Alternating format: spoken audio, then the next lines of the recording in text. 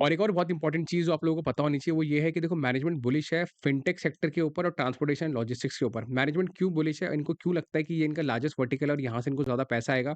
क्योंकि जो लोग आईटी के अंदर काम करते होंगे उनको पता होगा फिनटेक जो है इंडिया का बहुत अच्छा है। इंडिया के अंदर जो यूपीआई पेमेंट्स वगैरह जो लागू हो गए हैं, वो सारी चीज़ें काफ़ी स्पीड से हो गई होंगी। यही चीज़ें अब धीरे-धीरे करके यूरोप और यूएस के अंदर कॉपी करी जा रही है और वो लोग हमारी टेक्नोलॉजी से पीछे हैं। तो सुनने में थोड़ा आपको अजीब लगेगा कि उनका फाइनेंशियल सेक्टर हम लोगों से पीछे है। हाय एवरीवन, तो डिस्कस करेंगे साक्सॉफ्ट लिमिटेड को। साक्सॉफ्ट लिमिटेड पे काफ़ी लोगों के क्वेश्चंस हैं क्योंकि अगर आप स्टॉक का प्राइस देखो, कहीं पे देखो अच्छी कंसोलिडेशन होती हुई हमें नज़र आ रही थी पिछले 6 महीने से और वो कंसोलिडेशन इस लाइन के ऊपर-ऊपर हो रही थी। ये देखो यहाँ पे एक हेड एंड शोल्डर पैटर्न बन रहा था। ये एक शोल्डर है, ये एक हेड है, ये एक शोल्डर है। उसके बाद में मार्केट को लगा कि देखो ये यहाँ पे देखो या तो ऊपर की तरफ जाएगा क्योंकि ये एक बुल वर्सेस बेयर वाली सिचुएशन होती है। बुल्स जो है स्टॉक को ऊपर लेके जाना चाहते हैं, बेयर्स जो है स्टॉक को नीचे की तरफ लाते हैं। प्राइस बार-बार यहाँ पे रीटेस्ट करता है लगभग 300 के लेवल पे और उसके बाद में उम्मीद होती है कि ऊपर जाएगा लेकिन ऊपर नहीं गया इस बार। Q3 का नंबर्स आए, Q3 का रिजल्ट आते के साथ ही स्टॉक नीचे की तरफ इसने ब्रेकडाउन किया और अभी यहाँ पे देखो कहीं पे कंसोलिडेट कर रहा है, यहाँ पे एक अच्छा सपोर्ट इसने बना लिया हैगा। तो क्या ये एक अच्छी सिचुएशन है यहाँ पे क्या हम स्टॉक को एवरेज कर सकते हैं जिन्होंने ऊपर के भाव में खरीदा हुआ है या फिर ये एक अच्छी प्राइस है यहाँ पे हम न्यू पोज़ीशन बना सकते हैं? तो क्या है कंपनी का आगे का लॉन्ग टर्म का व्यू वो हम आगे डिस्कस करेंगे। तो वीडियो जो होने वाला है वो सिर्फ एजुकेशन पर्पस के लिए होने वाला है। कोई भी बाय सेल का रिकमेंडेशन मैं आप लोगों को नहीं दूँगा, बाय करना है, सेल करना है। आप अपना डिसीजन खुद लें, अपने फाइनेंशियल एडवाइजर डिस्कस करने के बाद ही कोई इसके अंदर बाय और सेल करे। तो वीडियो को शुरू करते हैं और पहले कंपनी का बिज़नेस मॉडल एक बारी समझ लेते हैं। तो ये कंपनी जो है बेसिकली प्रोडक्ट इंजीनियरिंग करती है। प्रोडक्ट इंजीनियरिंग का मतलब ये होता है फॉर एग्ज़ाम्पल आपके पास में कोई भी एक प्रॉब्लम है अगर आप फिनटेक में काम करते हो, अगर कोई कंपनी है आपकी फिनटेक में या फिर टेलीकम्युनिकेशन, रिटेल, लॉजिस्टिक्स में, ट्रांसपोर्टेशन के अंदर, साक्सॉफ्ट की एक्सपर्टीज़ हैगी, इनकी यूएसपी है कि ये लोग इन सेक्टर्स को अच्छे से समझते हैं और इन सेक्टर्स के जो क्लाइंट्स होते हैं, उनकी जो भी प्रॉब्लम्स होती हैं, उसके ऊपर सॉल्यूशन, कस्टम सॉल्यूशन डेवलप करके देते हैं। फॉर एग्ज़ाम्पल कोई कंपनी अगर फिनटेक के अंदर है, उसको रेगुलेटरी कोई कंप्लायंस आ गया, फॉर एग्ज़ाम्पल इंडिया के अंदर बहुत सारी फिनटेक कंपनीज़ है जैसे पेटीएम हो गया या और कोई कंपनी हो गई, उनको अगर रेगुलेटरी कंप्लायंस के लिए कोई अपना सॉल्यूशन बनवाना है, तो वो साक्सॉफ्ट जैसी कंपनी को रीच आउट करते हैं, साक्सॉफ्ट उनको रीच आउट करता है, अपने सॉल्यूशंस उनको देता है कि देखो हमने ये सॉल्यूशंस बनाए हैंगे अपने दूसरे क्लाइंट्स के लिए, आपके लिए हम सिमिलर चीज़ बना सकते हैं या फिर जो भी प्रॉब्लम क्लाइंट की है वो बताता है तो उसके बेसिस पे लोग कस्टम सॉल्यूशन बना करके देते हैं। उसको क्लाइंट को अगर लेगेसी मॉडर्नाइज़ेशन करवाना है मतलब लेगेसी मॉडर्नाइज़ेशन का मतलब ये होता है कोई पुरानी टेक्नोलॉजी है उसको अपग्रेड करना है, लेटेस्ट पे लेकर के आना है, ये लोग वो काम करते हैं, ठीक है? बाकी cloud infra, cyber security, data analytics वो सारी चीज़ें लोग करते ही हैंगे। तो नेट-नेट कहने का मतलब ये है, इन सेक्टर्स के अंदर इनका एक अच्छा होल्ड हैगा, इनकी एक अच्छी नॉलेज है, डोमेन नॉलेज और उस डोमेन नॉलेज को ये लोग प्रॉपर तरीके से यूज़ करते हैं अपने क्लाइंट के सॉल्यूशंस को बनाने के लिए। ये प्रोडक्ट इंजीनियरिंग कंपनी है, बाकी चीज़ें आप इसको हो पॉज़ करके यहाँ पढ़ सकते हो। ठीक है? तो बात करते हैं इनके Q3 के नंबर्स की कि स्टॉक प्राइस गिरा क्यों? ठीक है? मेन प्रॉब्लम यहाँ पे क्यों आई? तो Q3 में जैसे ही आप आओगे, तो यहाँ पे आप देखोगे कि जो दिसंबर का रिजल्ट हैगा, वो 193 करोड़ पे आएगा। यहाँ पे 12% की ग्रोथ आपको दिख रही होगी year on year sales. Year on year का मतलब क्या है? ये दिसंबर को इस दिसंबर से कंपेयर करो, 172 वर्सेस 193 आपको 12% ज़्यादा लगेगा। लेकिन मार्केट का इसको एनालाइज़ करने का तरीका अपना अलग है।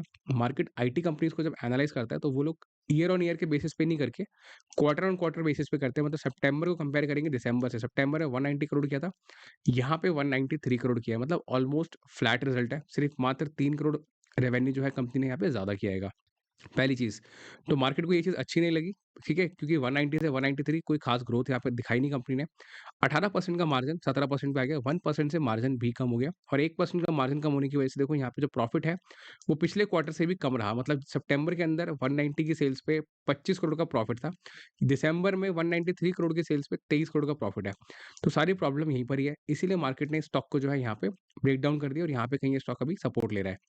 तो आपको समझ आ गया होगा कि स्टॉक गिरा क्यों। अब बात करते हैं कि आगे क्या ये स्टॉक आगे चलेगा? तो उसके लिए हमें देखना पड़ेगा कि मैनेजमेंट क्या कमेंट्री दे रहा है और वो हम कमेंट्री यहाँ पे कहीं पे पढ़ सकते हैंगे। ये इनकी लेटेस्ट कॉन्फ्रेंस कॉल हैगी जो कि अभी इनकी हुई हैगी फ़ेब मंथ के अंदर फ़ेब 9th को और फ़ेब में अगर आप फ़ोकस करोगे तो मैनेजमेंट 3-4 चीज़ें बहुत ही इंपॉर्टेंट बताई हैं जैसे कि देखो, इनका रेवेन्यू कम क्यों रहा? रेवेन्यू कम रहने का पहला रीज़न ये है कि हेडविंड्स से यूएस मार्केट के अंदर और हेडविंड्स की वजह से इनका रेवेन्यू जो है फ्लैट आया। इनके एबिटा मार्जिन्स जो है बेसिकली इंप्रूव करना चाहती है कंपनी लेकिन इन्होंने इन्वेस्ट किया हैगा और इन्वेस्ट किस चीज़ में किया है? सेल्स इंजन में। सेल्स इंजन क्या करेगा? सेल्स इंजन इनकी सेल्स को इंप्रूव करेगा। कैसे इंप्रूव करेगा?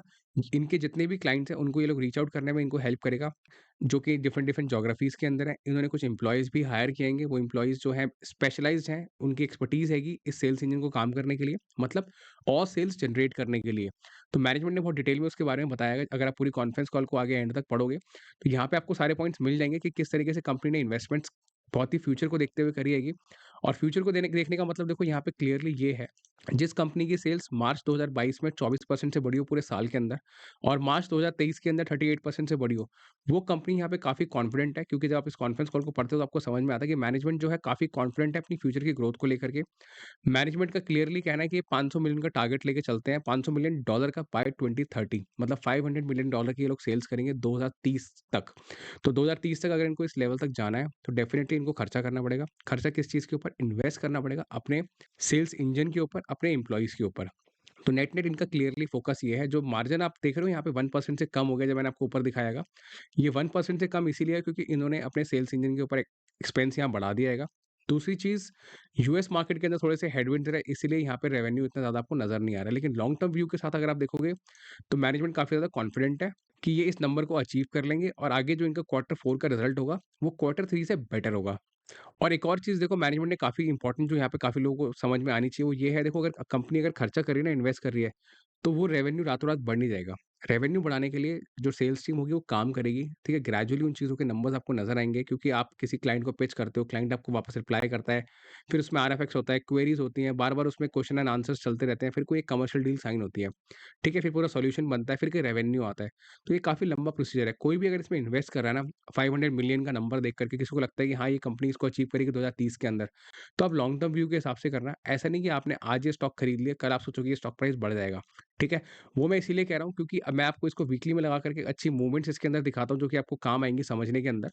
काफ़ी लोगों ने देखो स्टॉक जो यहाँ पे खरीदा होगा ना, ₹22-23 के लेवल पे, द कोविड के दिनों के अंदर, कोविड से पहले लगा लो आप, उन्होंने यहाँ पे एक अच्छा मल्टी बैगर रिटर्न बना लिया, लगभग 380, ठीक है? 10x तक उनका प्राइस यहाँ पे हो चुका हैगा।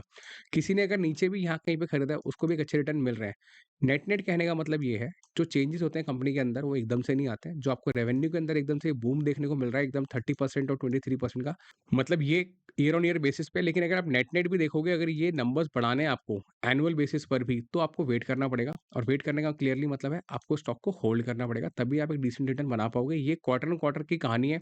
कहानी से मैं इसलिए कह रहा हूँ क्योंकि ये स्टॉक थोड़ा-सा देखो ऊपर जाएगा, नीचे जाएगा, फिर एक क्वार्टर खराब आएगा, फिर एक क्वार्टर ऊपर जाएगा। मैनेजमेंट क्लियरली फोकस है, इन्होंने बता दिया है यहाँ पर किस तरीके से ये लोग आगे अपनी सेल्स को बढ़ाने की पूरी कोशिश कर रहे हैं, अपने इन्वेस्टमेंट्स वगैरह कर रहेंगे। और एक और बहुत इंपॉर्टेंट चीज़ मैं आप लोगों को देखो यहाँ समझाना चाहूँगा, और वो क्वेश्चन सबके दिमाग में आता होगा। वो क्वेश्चन ये है कि कंपनी आगे ग्रोथ करेगी कैसे? 500 मिलियन का जो टारगेट कंपनी दे रही है, वो कैसे अचीव करेगी? कंपनी का देखो फोकस यहाँ पर यही है कि बेसिकली आगे इकोनॉमी जो है इंप्रूव करेगी। यूएस जो है सबसे बड़ा मार्केट, आप लोगों को पता ही है, वहाँ पे ग्रोथ आएगी और आगे जैसे-जैसे करके इंटरेस्ट रेट घटेंगे, तो जो डिस्क्रिशनरी स्पेंडिंग है वो कंपनीज़ की बढ़ जाएगी। जब इंटरेस्ट रेट घटेंगे तो डिस्क्रिशनरी स्पेंडिंग मतलब जो कंपनीज़ आगे अपने सॉल्यूशंस को चेंज करना चाहती हैं, अपने सॉफ्टवेयर्स को इम्प्रूव करना चाहती हैं, वो लोग लोन्स वगैरह लेंगे, ठीक है? या फिर उनको और बिज़नेस मिलेगा तो वो आगे बिज़नेस सॉफ्ट को देंगे। नेट-नेट कहने का मतलब ये है, इंटरेस्ट रेट के घटने से आगे जो है आईटी सेक्टर को भी थोड़ा बहुत इम्पैक्ट आपको अच्छा देखने को मिलेगा। थोड़े बहुत बिज़नेस में इम्प्रूवमेंट्स आपको देखने को मिलेंगे। दूसरी चीज़, ये नंबर्स देख रहे हो आप, यहाँ पे देखो ये नंबर्स बढ़ ही रहा है, घट नहीं रहा है। तो ये कंपनी फ्लैट रिज़ल्ट बेशक दे रही है, लेकिन डिग्रोथ नहीं कर रही है। अगर डिग्रोथ करती फिर लगता है कि हाँ, बड़ी प्रॉब्लम है, किसी भी स्टॉक इन्वेस्टर के एंगल से। तो अगर आप इन्वेस्ट इसमें करके बैठे हो तो आपको डरने की कोई ज़रूरत नहीं है। ये कंपनी के नंबर्स बढ़ रहे हैं, घट नहीं रहे हैं, पहली बात। मार्केट का अपना तरीका है, मार्केट देखो छोटी-छोटी चीज़ों को ऊपर-नीचे करता रहता है, क्योंकि जो बड़े इन्वेस्टर्स होते हैं वो यहाँ पे शॉर्ट टर्म व्यू लेके बैठे होते हैं, तो इसीलिए उन्होंने यहाँ पे स्टॉक को गिरा दिया होगा।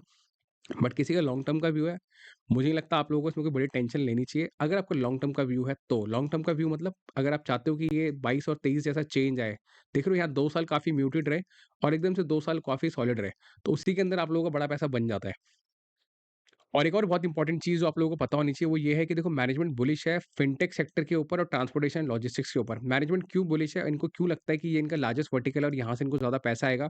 क्योंकि जो लोग आईटी के अंदर काम करते होंगे उनको पता होगा, फिनटेक जो है इंडिया का बहुत अच्छा है। इंडिया के अंदर जो यूपीआई पेमेंट्स वगैरह जो लागू हो गए हैं, वो सारी चीज़ें काफ़ी स्पीड से हो गई होंगी। यही चीज़ें अब धीरे-धीरे करके यूरोप और यूएस के अंदर कॉपी करी जा रही है और वो लोग हमारी टेक्नोलॉजी से पीछे हैं। तो सुनने में थोड़ा आपको अजीब लगेगा कि उनका फाइनेंशियल सेक्टर हम लोगों से पीछे है। लेकिन जो लोग काम करते हैं आईटी में या जो लोग वहाँ रहते हैं, आप उनसे पूछना, आपका अगर अंडरस्टैंडिंग आप कमेंट करके बताना। वहाँ पे डेवलपमेंट अभी हो रही है, ठीक है? जिस तरीके की पूरा आपको टेक्नोलॉजी इंडिया में दिखती है कि वो टेक्नोलॉजी धीरे-धीरे करके वहाँ पे अब मैप डाउन हो रही है। नेट-नेट कहने का मतलब ये है, जो सागसॉफ्ट है उनके लिए एक बड़ा मार्केट है फाइनेंशियल सेक्टर के अंदर, उनके लिए एक बड़ा मार्केट है ट्रांसपोर्टेशन और लॉजिस्टिक्स के अंदर। इसीलिए ये कंपनी बुलिश भी है अपने आगे के मार्जिन्स और रेवेन्यू को लेकर के। कि काफ़ी लोग देखो एक इंपॉर्टेंट सवाल ये पूछते हैं कि इसका पीई क्यों नहीं बढ़ता? इसका पीई देख रहे हो 14.8 पर है 5 ईयर्स के एवरेज के अंदर। तो ये मल्टीपल इतना कम इसीलिए है क्योंकि जो इसके एनुअल ग्रोथ है ना, बीच में कहीं न कहीं देखो स्लो डाउन हो जाती है, ठीक है? यहाँ देखो स्लो डाउन रही है। लास्ट 2 सालों के अंदर अच्छी ग्रोथ कंपनी ने दिखाई हैगी, लेकिन ये स्लो डाउन जो है मार्केट जो है प्रेडिक्ट नहीं कर पाता कि आगे जाकर के कैसे हम इसको फोरकास्ट करें, हम इसको बड़ा पीई क्यों दें? यहाँ पे देखो पीई एक्सपेंशन हुआ, अब पीई देखो धीरे-धीरे करके नीचे की तरफ जा रहा है। मार्केट को लगा कि हाँ ठीक है, $500 मिलियन का रेवेन्यू ये लोग टारगेट कर रहे हैं, इसका मतलब आगे ग्रोथ बढ़ेगी। इसीलिए मार्केट ने इसको पीई को एक्सपैंड कर दिया, लेकिन वापस से प्राइस टू अर्निंग मल्टीपल अभी नीचे आ रहा है और कहीं न कहीं मुझे लगता है कि कहीं न कहीं यहाँ पे कंसोलिडेट होगा और आगे जैसे रिजल्ट्स अच्छे आएँगे, आपको यहाँ पे स्टॉक प्राइस चलता हुआ नज़र आएगा या फिर रेट कट होगा, तो मुझे लगता है तब भी आपको स्टॉक प्राइस के अंदर एक अच्छे चेंज, एक अपसाइड देखने को मिलेगी। तो नेट-नेट कोई पोज़ीशन अगर इसे बना रहे हो तो लॉन्ग टर्म के लिए बनाएँ, किसी ने ऊपर खरीदा है, आपको एवरेज करना है, आप कर सकते हो, आपकी मर्ज़ी है, आपको लॉन्ग टर्म का व्यू है तभी करना। मेरी तरफ से आपको कोई भी एनकरेजमेंट नहीं है, आपको खरीदना है, आपका लॉन्ग टर्म का व्यू है तभी खरीदो। किसी ने अगर नीचे खरीदा है, आप प्रॉफिट में हो तो मुझे नहीं लगता आपको बहुत जल्दी बेचना चाहिए। ये छोटे-मोटे सिनेरियोज़ मार्केट के अंदर होते रहते हैं, मार्केट काफ़ी शॉर्ट साइटेड है। अभी काफ़ी कंपनीज़ आपको गिरती हुई नज़र आ रही होंगी, ज़रूरी नहीं कि ये वाली कंपनी, बहुत सारी कंपनीज़ के जो प्राइसेज़ हैं, stock prices 20-30% small cap category में करेक्ट हो रहे हैं। तो उस करेक्शन को देख के मुझे नहीं लगता किसी को घबराना चाहिए। आपका लॉन्ग टर्म का व्यू है, थोड़ा करेक्शन होगा भी तो आपको मुझे लगता है एक एवरेज डाउन करने का या फिर एवरेज अप करने का एक मौका मिलेगा। तो नेट-नेट देखो यही सारे पॉइंट्स हैं, यही सारी कमेंट्री है और यही सब चीज़ें इंपॉर्टेंट होती है किसी भी कंपनी का एनालिसिस करने के लिए, सेक्टर को एनालिसिस करने के लिए। अगर आपको वीडियो के अंदर वैल्यूएबल इन्फॉर्मेशन मिली हो, तो प्लीज़ कमेंट में ज़रूर लिखें। अगर आपको इन्फॉर्मेटिव लगी हो तो इन्फॉर्मेटिव लिखें, हेल्पफुल लगी हो तो हेल्पफुल लिखें। आपका कोई और व्यू है स्टॉक से रिलेटेड, आप वो ज़रूर कमेंट करें। आपको कोई सजेशन है, वो भी ज़रूर कमेंट करें। मेरे चैनल पे आपको ऐसी वीडियोज़ मैं लेके आता रहता हूँ, तो चैनल पे अगर आप नए हो, चैनल को सब्सक्राइब कर लो। यहाँ पे आपको काफ़ी अच्छी वीडियोज़ मिल जाएँगी, जैसे कि 2 वीडियोज़ आप ज़रूर देखना, जो मैं अपनी तरफ से आपको सजेस्ट करूँगा। पहली चीज़, how to make big money in bull run. ये वीडियो अगर आपने नहीं देखा, तो ये वीडियो आप ज़रूर चेक करो। यहाँ पे मैंने 4-5 पॉइंट्स ऐसे बताए हैं कि बाज़ार अगर गिर रहा है, बाज़ार अगर बढ़ रहा है, आपको क्या करना चाहिए बुल रन के पर्सपेक्टिव से, क्योंकि बुल रन के सिनेरियो हैं। दूसरी चीज़, मार्केट में बहुत सारे लोग पैनिक फैला देते हैं कि बाज़ार आगे जाके गिर जाएगा, बाज़ार में ऐसा हो जाएगा, वैसा हो जाएगा, त्राहिमाम हो जाएगा।